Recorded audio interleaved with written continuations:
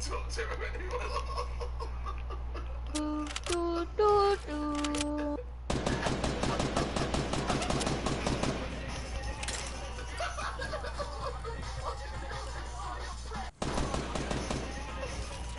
Alright, boy.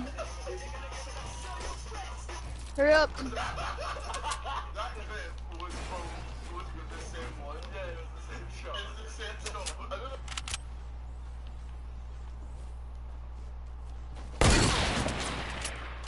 Hurry up, you ready? Go over there. Go over there.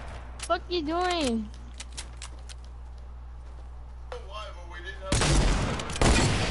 Why are you shooting me? What the fuck are you doing, dude? Yes.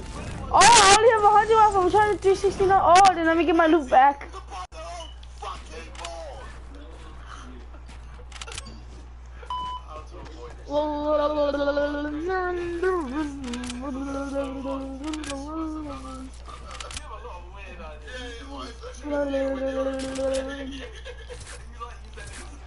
Bop, bop, bop, bop.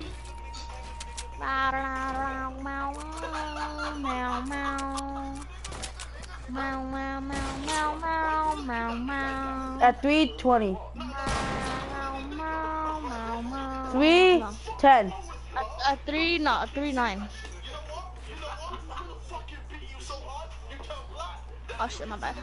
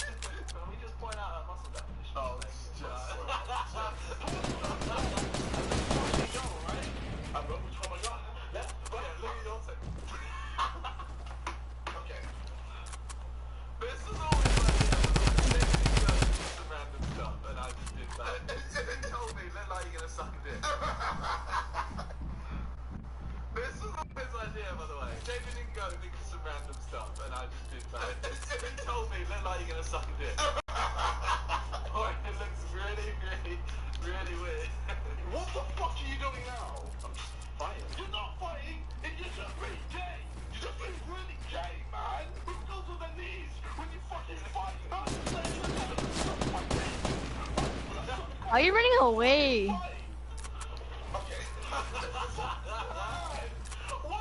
What are you doing now? I'm fighting. Of course you're fucking fighting.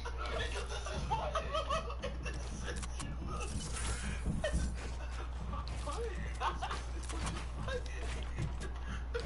That's really gay. It's like you want to follow you. You want to fuck you in the arse. You fuck me. Fuck you in the arse. Turn around and fight me.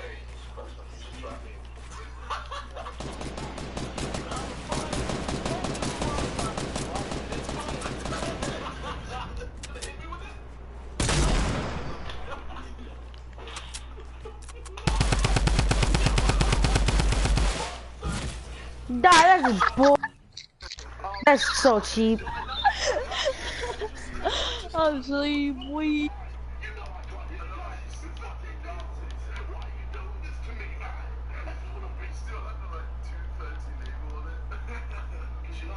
How much times I should down?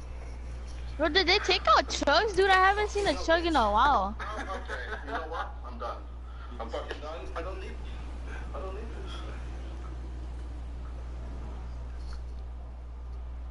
Oh yeah, told us all what happened. And that, kids, is how you avoid a fight. Oh my god. Oh no. Oh no! Shit! I totally forgot. Oh my god! I knew about the hit. I forgot about that. The long twist at the end. This was inside troll for the meet, and I just wanted to play this last week. This is the bit I said. Oh yeah. Go for it. Where are you? That's some weird video. Yeah, we got some Huh? very weird. Where you at? What you mean? But I don't know. I'm getting my health back up. I don't know if we can put it on YouTube. Anyway, we're gonna react to some more videos on Simon's channel. So I'm sure we'll see you guys in a bit. Or you might first. In that case, bye. I killed you? How? Boy, my game kicked me out. Huh? How can Manning Ford Game just be the literally best kicked Ford me dealer out. for 98 years? We're Why? easy to do business with, and we sell for less. Way less Where than you the at? competition. And during our 98th anniversary event, we're making My it game easier kicked than me ever to buy out. a new Ford. Drive away a new 2018 F-150 for under $25,000. Hold up, I gotta get some food because I'm starving.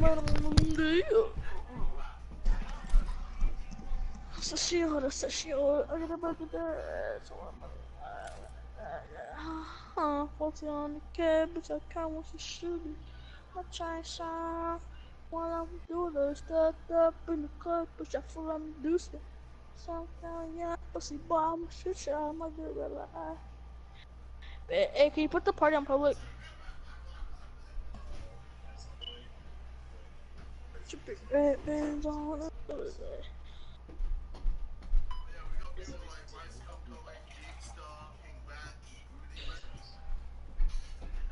Hey.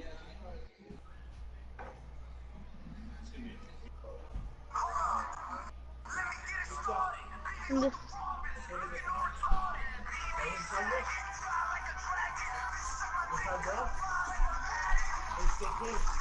Today we're say. going to be reacting to African videos, and what the blackest person I know, Simon.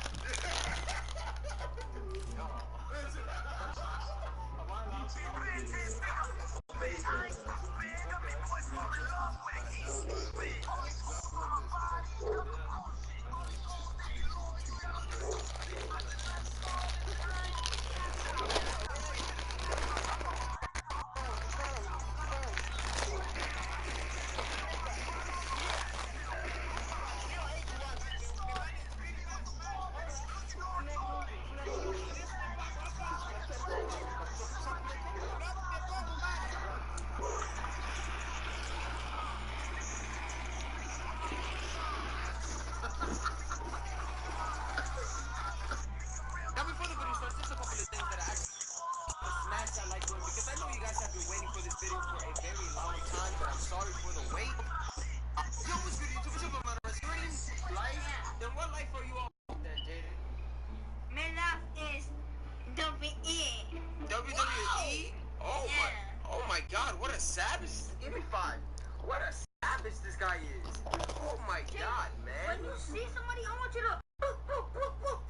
Oh my goodness, bro. Yo, them sound effects were trash, but I like that. I like that, Katie. Stop, bro. Just because you think you went to the barbershop doesn't make you fix your hairline.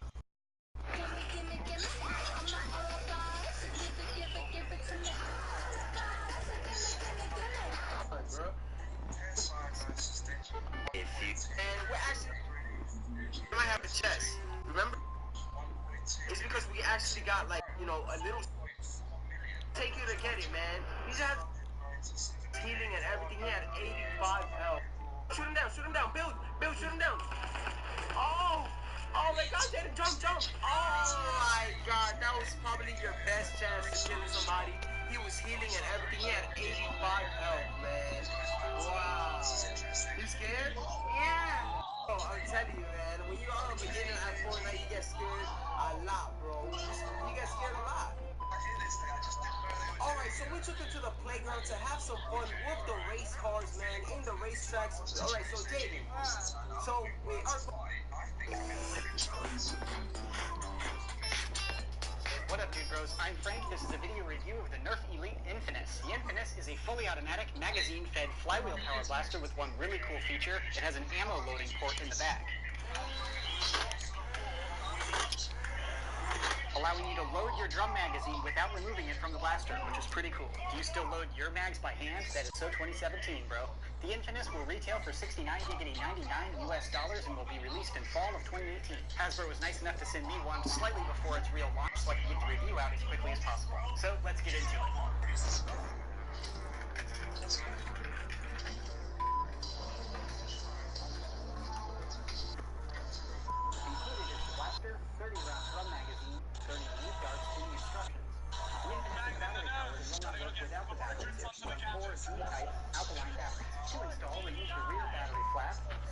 for the batteries and reinstall the battery cover. Boom, now you're ready to pew. So going over the extras of the Infinus, starting up at the front. The front features a standard in-strike attachment nozzle that you can put on barrel extensions or other in-strike accessories. Below that, we have the front sling attachment point. Below that, we have a foregrip. No tactical rails or secret compartments. It's just a big block of plastic to put your hand on. On the top of the blaster, we have 2 in-strike tactical rails for the mounting of optics. You know, 2 scopes, twice as accurate, right? And on this side, we have the access door. To open it, you can just pull down. It doesn't grant as much access as other access doors on other Nerf blasters, particularly with flywheel blasters. It's pretty clogged up in there. Understandably so, because the loading mechanism takes up some of the space in there. And to close, you can just pull up, and it clicks into place. The Infinus is magazine fed, and it's compatible with all in-strike magazines. It includes a 30-round magazine, and it's the symmetrical style instead of the offset like the 35-round. You can load this drum just like any other in-strike mags, or you can let the blaster load it for you. It is worth noting the insertion of the magazine is not as smooth as other blasters.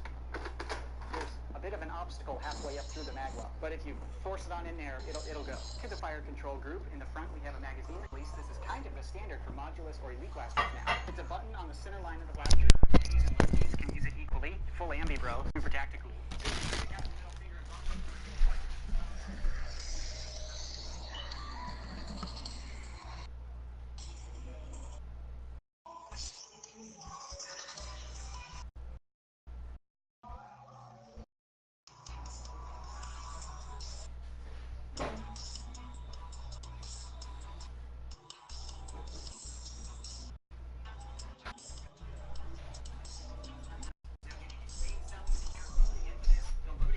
The loading port is a really cool concept because it allows you to load the magazine without Yo, okay, I'm back in now. crazy people that just can't afford to remove it. It also allows you to reload the blaster without deactivating the magazine from the blaster. You're not able to fire the blaster until you put in a new mag. So if I'm running low on ammo and I have a Xan board or a healing threat in front of me, I don't want to disable my blaster by pulling out the mag and doing a quick reload. So this feature allows me to keep my blaster on my thread as I reload it, which is fantastic for scavengers or anybody that ever wants to reload without disabling the blaster. This is one of the disadvantages of the magazine loading system. You have to remove the magazine in order to reload, as opposed to a front-loading cylinder-fed blaster, which has the same capability of keeping the barrel on the thread as you reload it by just shoving darts into the front. And through my testing procedure, I was not able to jam this loading system, which I'm a little disappointed about, because at the end I just started trying to jam it. Kind of like the second phase of the Mythbuck, where they just go crazy to emulate the result. I tried to jam it and I couldn't. Disappointed in myself, but very pleased with the blaster, so it works really well. The included drum magazine looks a little bit weird, but the auto loading system does work with other mags. So you can totally put in other in-strike mags.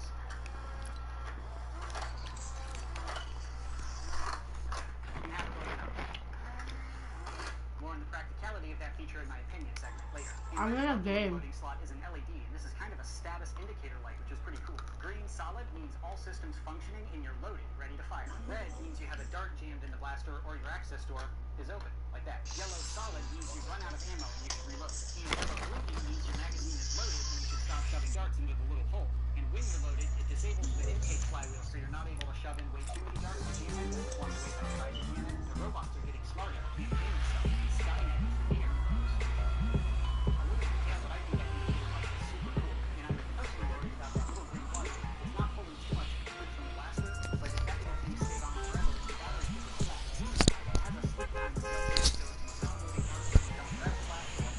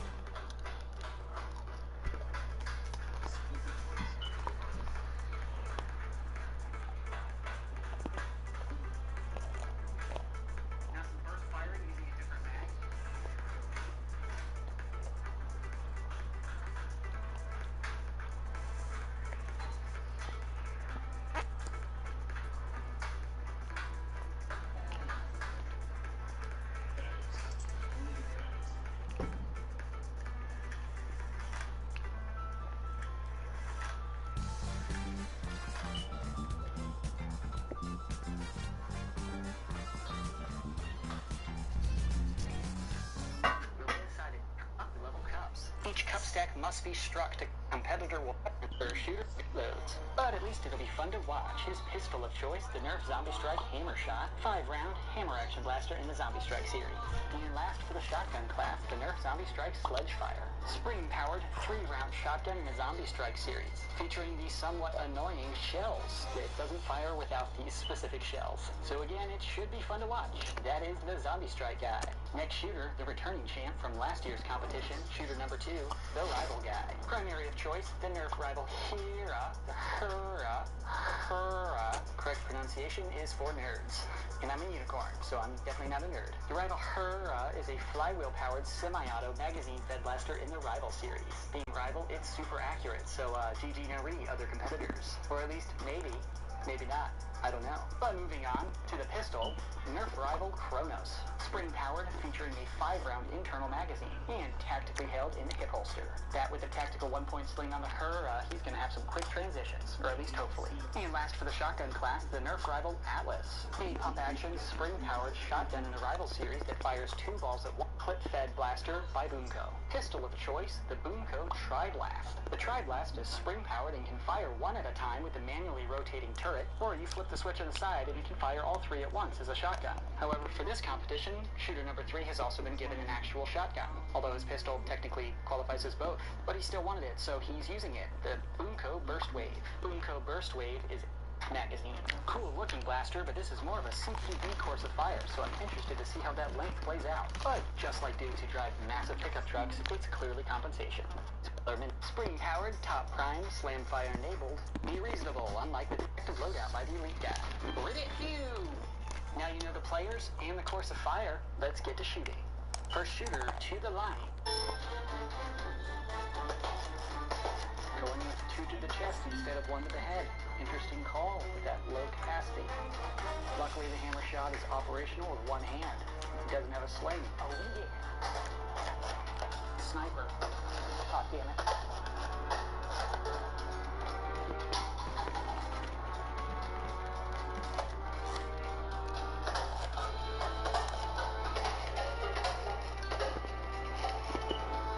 Oh, just missed. Annoying shells and mags. That with the super slow.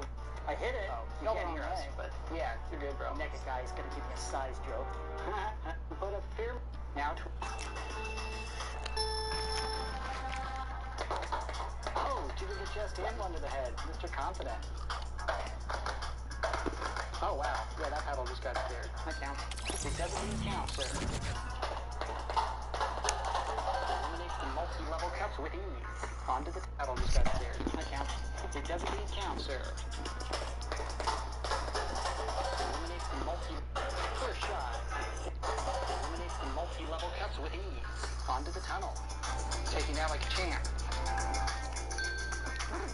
Tactical sling sounds like a disc jockey. First shot. Yeah, that was performed well to the final paddle. Nice. Well done, Rival guy. Pretty quick. Not bad, not bad. Not bad indeed, sir. Final time of just over 29 seconds. Overall, a very smooth run by the Rival guy. Overshooting on the kitchen cardboard to guarantee defeating those targets. The first shot is... like...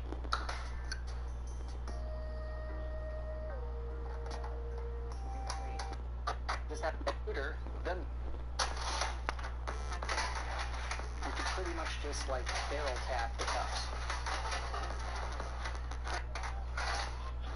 Oh, effing cardio. Oh. There we go. Only took 4 shots. We'll go to the outside kitchen cardboard, which is just bad luck. But to eliminate the shotgun is the mega...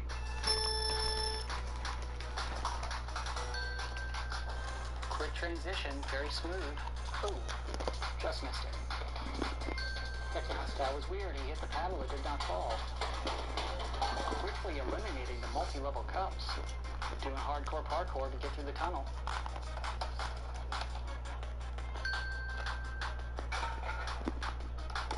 Tactical reload. Well done, sir. On the second shot, not too bad. Quick transition to the final paddle. Wasn't even hard. As if they're off cut to 9 seconds. Next, the Boomco guy came in at about 1 minute and 16 seconds. Then the Mega guy achieved the time of about the results for the final podium. Any way you want. But mine's pretty structurally sound, and it's based on 4 pillars, and in between those pillars I have panels that are secured kind of with these snaps on the side here. This fort is built into the corner of my house. My last fort was primarily just a big wall. This one isn't designed to escape easily. It's kind of designed to bunker down like a bunker, you know, and completely slay all the zombies and just everybody and not ever leave. And that corner configuration is great for the interior space and the defensibility. I can shoot out of any of the directions. So I have windows pretty up high. When you're down on your knees crawling around, that's not really a big issue because they're so high up, and if you want to stand up, you can shoot out of these. Or you can poke your barrel through these little windows that are kind of all over the place to kind of snap shoot. And these flaps are one of the features of the blaster board, so when you put your mix of the Nerf chip here, I also have a few blue flag hanging from this pole thing. Serves no other function other than as a flagpole. And these inflatables over on the sides and all around here are battle bunkers. These are just filled with air, so they're super light. Although I just built this like an hour ago, and some of these are losing quite a bit of air here. I'm mainly using these inflatables to cover up some of the gaps I have in my fort here, and for the cosmetic contrast, you know, a little bit of fort boards, a little bit of these, you know, it looks nice. Because who says you can't have a luxury and classy looking building as you're slaying all the zombies and humans around you? Hashtag style points, bro. So the fort's solid for any nerfer with any blaster setup. Because of these little windows, you can shoot whatever blaster you bring into the fort out of these little things. But there's also a built-in turret right here. This is the Triple Nemesis project, which I already uploaded a video on my channel about. 3 Nemesis blasters secured together with one giant hopper holding approximately 1,200 rifle rounds. Can you say overpowered? Yeah. Plus, I built the fort completely around this, so you can be really, really hunkered down and not really able to be shot as you're that when I show you left to right, covering all of the details on the interior here. Starting out with these 2 Terra Scout blasters. This feature was implemented in my last castle, and I liked it a lot, so I did it again. So if you're thinking this Terra Scout's facing a wall, that doesn't make any sense. There's no real way to exit this castle, but there is. This part of the wall here is actually a flap. So when you pull on this string here, you're able to lift the flap and drive the Terra Scout out of the castle. Tactically deployed right into the action, assuming the action is on the outside of the castle. And since I have 2 Terra Scouts now, since I just reviewed the new Recon Black one, I have both of them lined up, both filled with the 35-round drums, and then I have a few extra drums kind of sitting over here. So after you're done, you lift up the flap, drive it back into the castle, reload, and shoot it back out if you need to. And the radios for these are up here on this little shelf built into the wall. And right next to the Terra Scouts right here, we have 2 bins of ammo. We have some waffle head darts in case you're shooting a Nerf blaster, or you run out of all these drums and need to refill for the Terra Scouts, and some rival ammo in this little plastic bin, and these are just plastic totes. There are 2 Nemesis blasters just hanging out against the walls here. You don't have to use them. You can come in with whatever blasters you'd like, but they're there if you need them. And right up above all of that stuff, we have this other built-in little shelf with 3 Nerf jolts with waffle head darts, as well as the Nerf grenade. Recently reviewed that on my channel. Very cool to be in a bunker, just be able to pull a pin, throw it over the wall, and hope you kill your opponents. And on the inside, you can see a different angle to these little snap shooting flaps, so you can just put your barrel through a chute, and when you pull it back in, it shuts automatically. So that's the left side. Now onto the right side, it's pretty much the same thing as the left-hand side. 3 jolts up on the top rack, along with the Nerf grenade. 2 snap shooting windows, just like the left side. But I also have a Nerf rival Kronos over here. It's not equal to 2 Terra Scouts, but it's the thought that counts, and nothing else would fit right there. And down below, I have another bin of rival ammo and waffle head darts. Like I said, it's pretty much the same as the left-hand side, just a mirrored copy. Now to the center turret. So the main turret blaster, like I mentioned, is my Triple Nemesis modification. This is a modified blaster, not something Nerf sells. I made a whole video on this modded blaster, so I'm not going to go over that again. But I integrated it into the fort, so it's completely overpowered. As you can see, there's very little room around the fort to be shot, so you can move the blaster freely and shoot whoever you want, but they really don't have a good option to shoot you. Is it fair? No. That's what makes it so awesome. But I know what you're thinking. Well, Frank, if you're fully covered, there's no way to see your opponent. How can you line up your shot? Remember the GoPro camera? I said to not forget. This iPad is linked to it, so I can wake this guy up, type in my password. No hackers. And that is a live view preview to the GoPro, which is on my muzzle. And I can also conveniently record gameplay footage, so I can get muzzle cam, so if anybody's like, no, he didn't hit me, I have proof. If you don't have photos or video, it didn't happen, right? That's kind of how our world works now, unfortunately. And with this live view camera, I can actually completely hide, kind of like this, and look around just based on camera and shoot and hit people. I don't even have to be looking down. It's not technically blind fire because I can see where I'm shooting, but they can't see me. So it's pretty much as built into the fort as I can manage. I actually have these two hinged panels that can kind of flex with the blaster if you want to get really crazy about it. You could also use it as like a normal security camera if you just wanted to point the barrel at like a new corner or a bunker that you think the opponent's going to hide behind. And as you're moving freely around the fort or reloading, you can just keep an eye on the iPad there, and you can see when they pop out. And either pull a trigger, throw a grenade over the wall, or pop up and shoot, whatever you want. Is it fair? No, but my opponents don't have it. I do, so who cares? That's how fairness works, right? It only matters if it's the other team that put the advantage on a little step ladder to get high enough up to look through the hole. The whole wall is supported by these two light stands, and on top I have a regulator suspended by a little piece of string, so it's always in position. You don't have to climb up here with, you're supposed to use a sniper rifle in the sniper's perch, and snipers only use, so most of the time, just the whole field, really. And that is the sniper.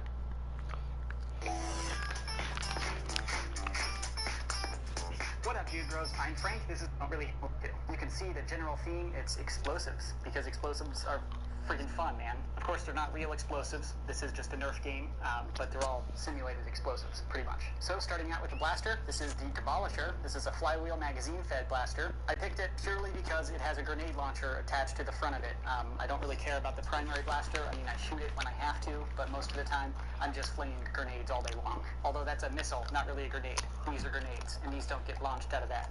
But that would be freaking awesome. Maybe a mod for another day. And that's pretty much it with the Demolisher. I don't really care about it. I like the grenade launcher or the missile launcher. I do use 12-round magazines, no particular reason. They're just laying around, and I carry a few. Attached to the Demolisher, I have another missile launcher or grenade launcher, whatevs. This is from the Tri-Strike blaster. That blaster is great and all, but it doesn't have a grenade launcher attached to it, other than the attachment one, which I have attached to the Demolisher. So I have two missile launchers, which is pretty sweet. Oops. You fire it with the stock. It's pretty simple to operate. You do that. Then if you haven't seen the Demolisher launch, that was a weak launch. Typically it goes further. That's despicable performance. I apologize. I'm better than that. I'm a specialist. Of course, I use the missile launcher attachment because it's a missile launcher attachment. That needs no other explanation, right? And that's pretty much it for the blaster. I'm typically just running around noob tubing all day. That's why I have this in my hands typically. Otherwise, I'm to my gear. So, my gear. I have a vest, a belt, and a sling. Starting out with a vest. I picked this vest because it looks super cool with a popped collar, like permanently popped collar. Yeah, that looks baller. And it adds as a ballistic protection in case one of these explosives goes off in my hands. The full bomb suit would be a little restrictive for my taste, and especially since we play Nerf, it would still be hit, so I'm not trying to armor myself. If it's not like a shield in game rules, I'm not going to carry all that mass. But the vest is a pretty standard plate carrier. No plates in it, of course. That's just the style. It's not like a zip-up vest. And it has the molly attachments, which are vital for my grenade loadout. So I have a number of grenades here. These grenades are just hooked into the webbing of the vest pretty simply with this little handle thing. It just slides right on in there. They have dedicated pouches and whatnot, but, I don't want to fiddle with that. And let's be real, this looks way more intimidating when my opponents can see all the grenades. And half of being tactical is looking awesome, right? And I feel pretty awesome when I play. These aren't real explosive grenades or anything. These are just spring-loaded when you pull out the safety pin, which is kind of to make sure I don't accidentally shoot myself. I like to keep the pins just here in my front pocket after I pull them out to make sure I can get them back. It's easy to find the grenade on the playing field. It's much more difficult to find those little pins laying around in grass or whatnot. And if you haven't seen one of these, they're spring-loaded. And without the pins, sometimes go off. That freaking hurt. That's why I have the pop collar, man. Ballistic protection. That one happened to be not loaded for...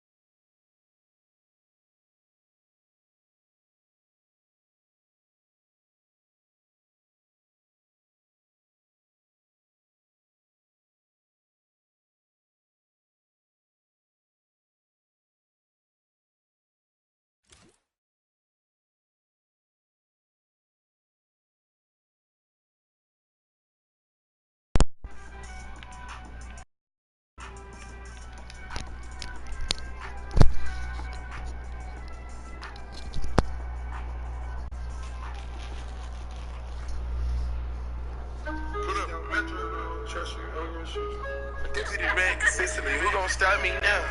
They keep talking, I'm talking about drugs. About to pop one now. I just can't.